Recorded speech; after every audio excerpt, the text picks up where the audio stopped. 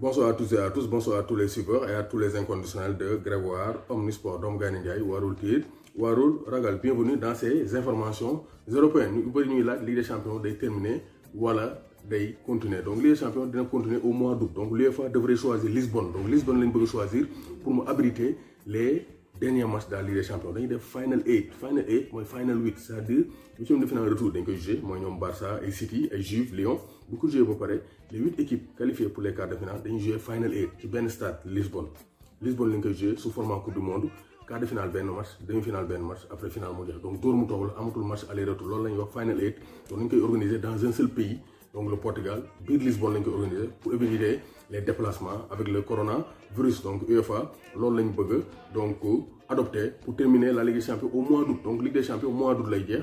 Donc lay ñëw après la fin des championnats européens. Donc Barça n'oublie pas Neymar. Donc Barça fàttewu Neymar. Ils ont toujours en tête donc l'idée de recruter Neymar même si du yomb. En tout cas Barça ils ont toujours l'intention de recruter Neymar même si du yomb. Selon UOL Esporte, le club catalan aurait toujours espoir de recruter Neymar. Donc Pjanic moom dafa bañ City ndoxum City bi nee na du fa dem parce que bëggul am ndoxum City. Pjanic mu ne moom Barça ou rien nee na Barça rek ou rien. Donc niveau Eden Hazard ça a impressionné ay coéquipiers. Donc Hazard est de retour en forme. Donc on attend la reprise de la Liga pour avoir des preuves tangibles du retour en forme d'Eden Hazard. Donc Liverpool aussi ñu ngi réfléchir pour Ousmane Dembélé. Donc Liverpool ba léegi bàyyeeguñ ñu ngi réfléchir Ousmane Dembélé parce que Barça ils sont prêts à laisser partir Ousmane Dembélé. Moo tax Liverpool pour concurrencer les ailes Salah comme Sadio Mané il prévoit de recruter un autre ailier ou bien pour compenser un départ de Salah ou Mané parce que kenn xamul. Donc d'ici le mois d'août tout peut arriver. Moo tax selon les informations du quotidien Express donc Liverpool serait en train de peser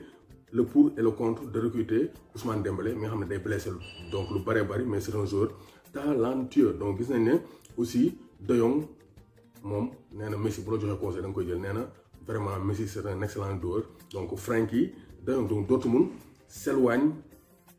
éloigne Sancho de Manchester United. Donc Dortmund ba léegi ñoom envisagé guñ perdre Jadon Sancho qui est l'une des perles rares du football mondial actuellement. Donc Manchester United bëgg na ko jënd mais Dortmund aussi ils veulent garder Jadon Sancho mais ça ne sera pas évident. Liverpool perd nañ Timo Werner mais ils ont maintenant comme cible Adama Traoré. Donc Liverpool ñoom aussi ils veulent renforcer leur équipe parce que gis nañ ne ren ça n'a pas été évident parce que Sadio Salah ak Roberto Firmino ils peuvent pas tout faire. Il faut que ñu renforcer seen banc bi pour mën a imposer wu en Europe. Moo tax Liverpool vise Adama Traoré pour renforcer son attaque. Donc David Silva donc recevoir na une offre de Al Duhail. Al Duhail c'est un club du Qatar ñoom Kara Mbodj.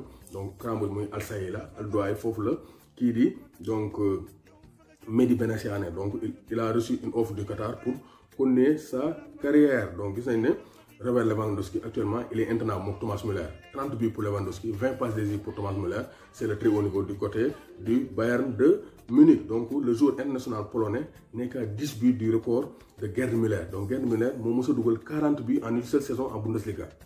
Donc Gerd Müller lors de la saison 1971-1972 moom kese mës a dugal 40 buts ci benn saison en Bundesliga. Donc dese na ko 10 buts à Robert Lewandowski pour égaler ou bien même dépasser le record de Gerd Müller. Donc gis nañ ne aussi Manchester United ñu ngi def offre ñu prépare une offre importante pour Donny van de Beek pour mën ko indi fële ca Manchester United. Donc Achraf Hakimi ou Dani Carvajal. Donc Real actuellement donc information génn na que Achraf Hakimi il va prolonger son contrat jusqu'en 2025. Maintenant Real lan lay def parce que Achraf Hakimi du ñëw pour toog banc. Donc soit Real day xool nu muy def Carvajal sinon mu titulariser Achraf Hakimi. En tout cas le Real devra choisir entre Achraf Hakimi ou bien Dani Carvajal. Doomu Gaynde Njaay warul tiit warul ragal.